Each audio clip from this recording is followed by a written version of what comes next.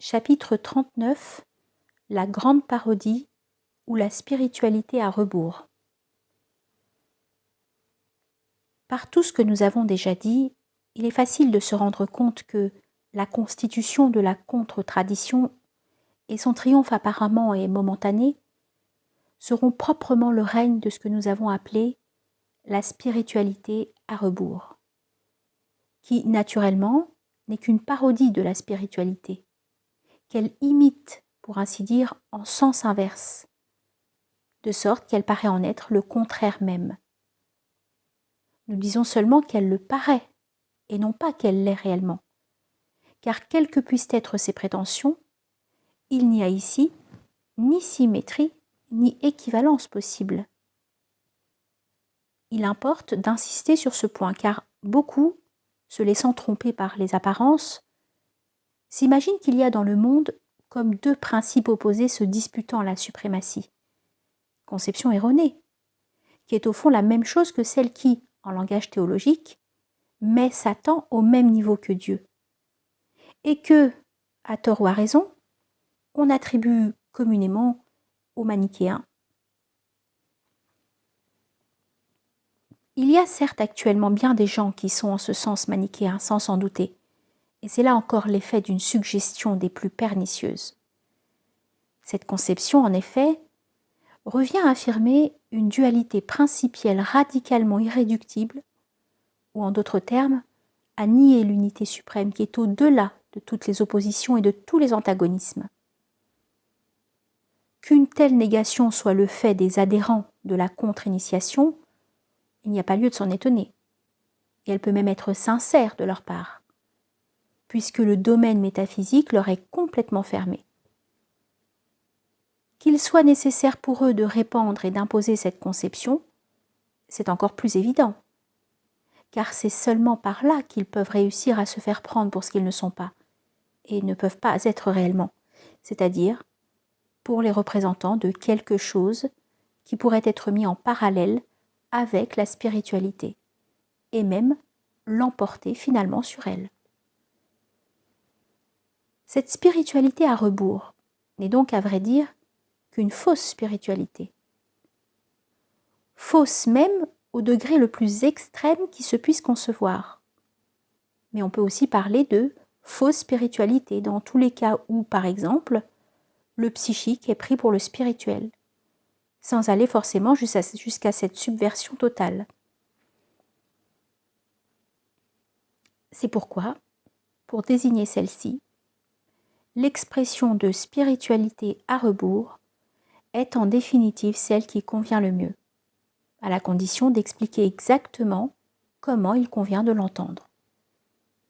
C'est là en réalité le renouveau spirituel, dont certains, parfois fort inconscients, annoncent avec insistance le prochain avènement.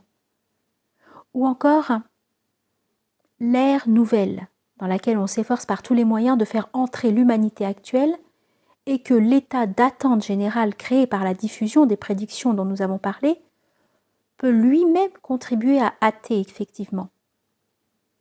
L'attrait du phénomène, que nous avons déjà envisagé comme un des facteurs déterminants de la confusion du psychique et du spirituel, peut également jouer à cet égard un rôle fort important.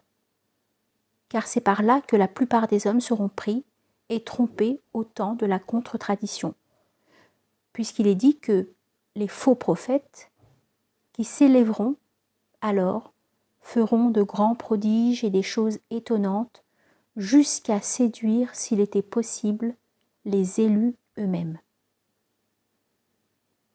C'est surtout sous ce rapport que les manifestations de la métapsychique et des diverses formes du néospiritualisme peuvent apparaître déjà comme une sorte de préfiguration de ce qui doit se produire par la suite, quoiqu'elles n'en donnent encore qu'une bien faible idée. Il s'agit toujours, au fond, d'une action des mêmes forces subtiles inférieures, mais qui seront alors mises en œuvre avec une puissance incomparablement plus grande.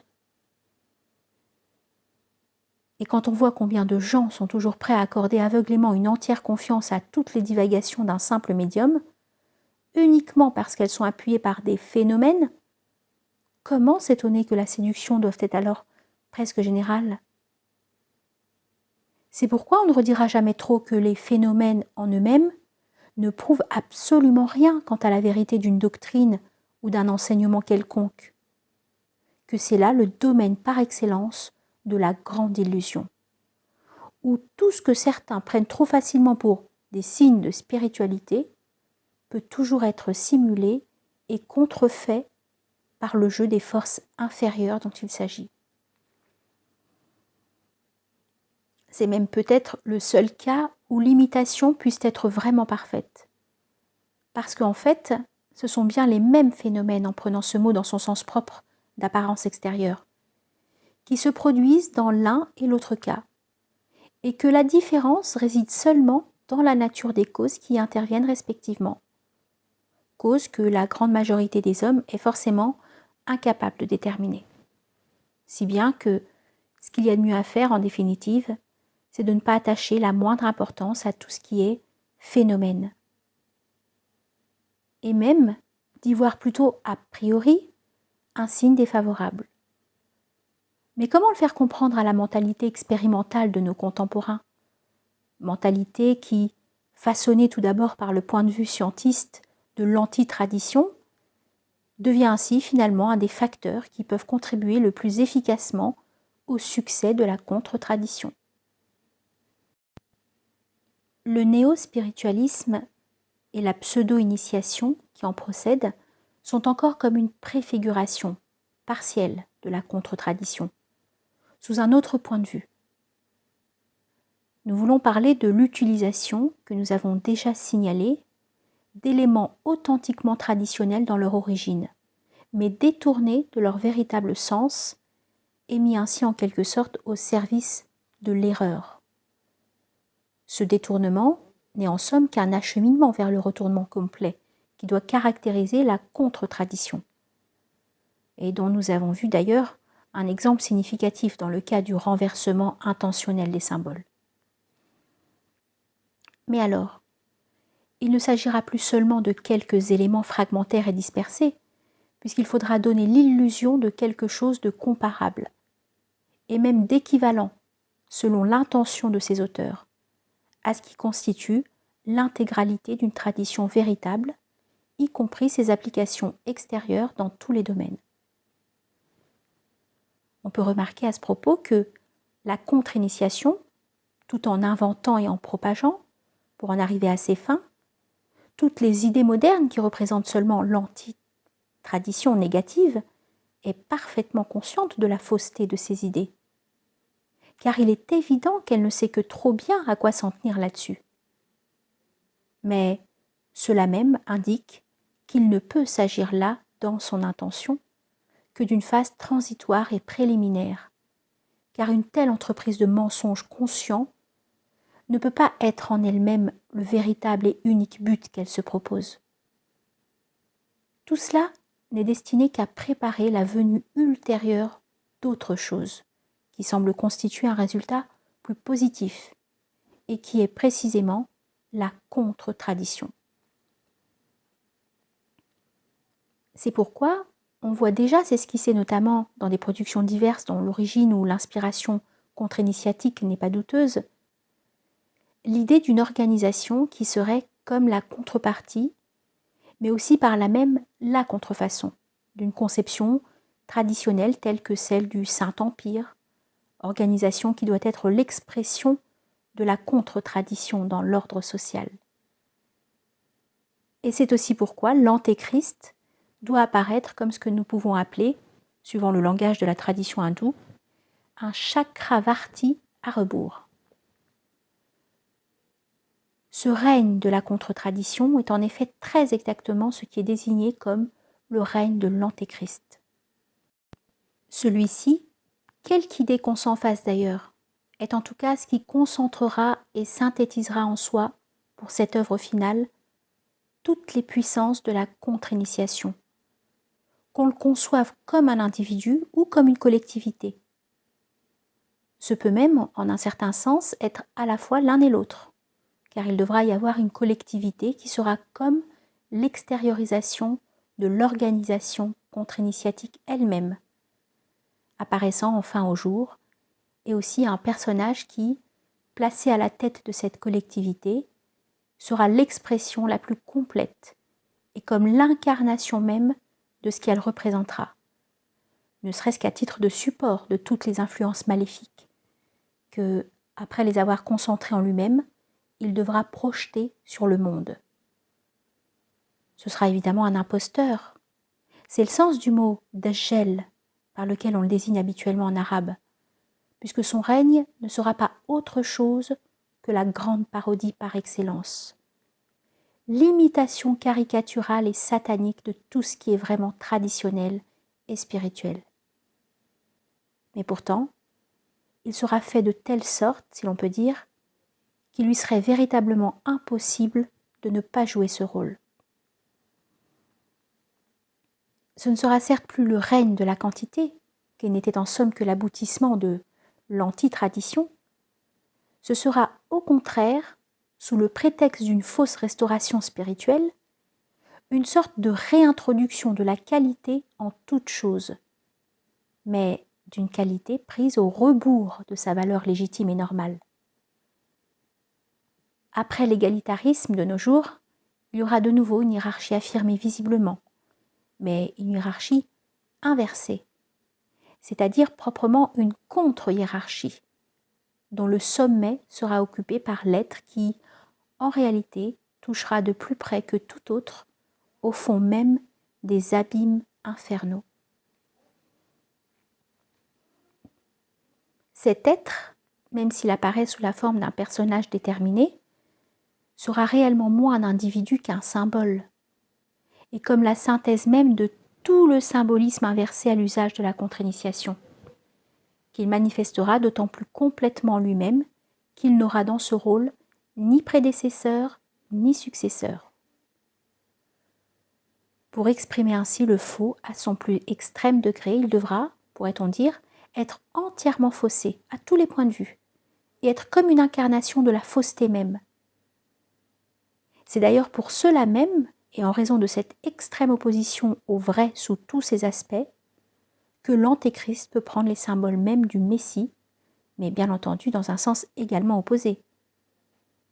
Et la prédominance, donnée à l'aspect maléfique, ou même plus exactement la substitution de celui-ci à l'aspect bénéfique, par subversion du double sens de ces symboles, est ce qui constitue sa marque caractéristique. De même, il peut et il doit y avoir une étrange ressemblance entre les désignations du Messie, El-Masiha en arabe, et celle de l'Antéchrist, El-Masih. Mais celles-ci ne sont réellement qu'une déformation de celle-là. Comme l'Antéchrist lui-même est représenté comme difforme dans toutes les descriptions plus ou moins symboliques qui en sont données, ce qui est encore bien significatif. En effet, ces descriptions insistent surtout sur les dissymétries corporelles, ce qui suppose essentiellement que celles-ci sont les marques visibles de la nature même de l'être auquel elles sont attribuées. Et effectivement, elles sont toujours les signes de quelque déséquilibre intérieur. C'est d'ailleurs pourquoi de telles difformités constituent des disqualifications au point de vue initiatique. Mais en même temps, on conçoit sans peine qu'elles puissent être des qualifications en sens contraire, c'est-à-dire à l'égard de la contre-initiation. Celle-ci, en effet, allant au rebours de l'initiation, par définition même, va par conséquent dans le sens d'un accroissement du déséquilibre des êtres, dont le terme extrême est la dissolution ou la désintégration dont nous avions parlé. L'Antéchrist doit évidemment être aussi près que possible de cette désintégration, de sorte qu'on pourrait dire que son individualité, en même temps qu'elle est développée d'une façon monstrueuse, est pourtant déjà presque annihilée, réalisant ainsi l'inverse de l'effacement du moi devant le soi, ou en d'autres termes, la confusion dans le chaos au lieu de la fusion dans l'unité principielle. Et cet état, figuré par les difformités mêmes et les disproportions de sa forme corporelle, est véritablement sur la limite inférieure des possibilités de notre état individuel, de sorte que le sommet de la contre-hiérarchie est bien la place qui lui convient proprement dans ce monde renversé qui sera le sien. D'autre part, même au point de vue purement symbolique, et en tant qu'il représente la contre-tradition, l'antéchrist n'est pas moins nécessairement difforme. Nous disions tout à l'heure en effet qu'il ne peut y avoir là qu'une caricature de la tradition. Et qui dit caricature dit par là même difformité. Du reste, s'il en était autrement, il n'y aurait en somme extérieurement aucun moyen de distinguer la contre-tradition de la tradition véritable. Et il faut bien, pour que les élus, tout au moins, ne soient pas séduits, qu'elle porte en elle-même la marque du diable. Au surplus, le faux est forcément aussi l'artificiel. Et à cet égard, la contre-tradition ne pourra pas manquer d'avoir encore, malgré tout, ce caractère mécanique qui est celui de toutes les productions du monde moderne dont elle sera la dernière. Plus exactement encore, il y aura en elle quelque chose de comparable à l'automatisme de ces cadavres psychiques dont nous avons parlé précédemment. Et elle ne sera d'ailleurs comme eux, faite que de résidus animés artificiellement et momentanément, ce qui explique encore qu'il ne puisse y avoir là rien de durable. Cet amas de résidus galvanisés, si l'on peut dire, par une volonté infernale, est bien assurément ce qui donne l'idée la plus nette de quelque chose qui est arrivé aux confins même de la dissolution. Nous ne pensons pas qu'il y ait lieu d'insister davantage sur toutes ces choses. Il serait peu utile au fond de chercher à prévoir en détail comment sera constituée la contre-tradition. Et d'ailleurs, ces indications générales seraient déjà presque suffisantes pour ceux qui voudraient en faire par eux-mêmes l'application à des points plus particuliers, ce qui ne peut en tout cas rentrer dans notre propos. Quoi qu'il en soit, nous sommes arrivés là au dernier terme de l'action antitraditionnelle qui doit mener ce monde vers sa fin. Après ce règne passager de la contre-tradition, il ne peut plus y avoir, pour parvenir au moment ultime du cycle actuel, que le redressement, qui, remettant soudain toutes choses à leur place normale, alors même que la subversion semblait complète, préparera immédiatement l'âge d'or du cycle futur.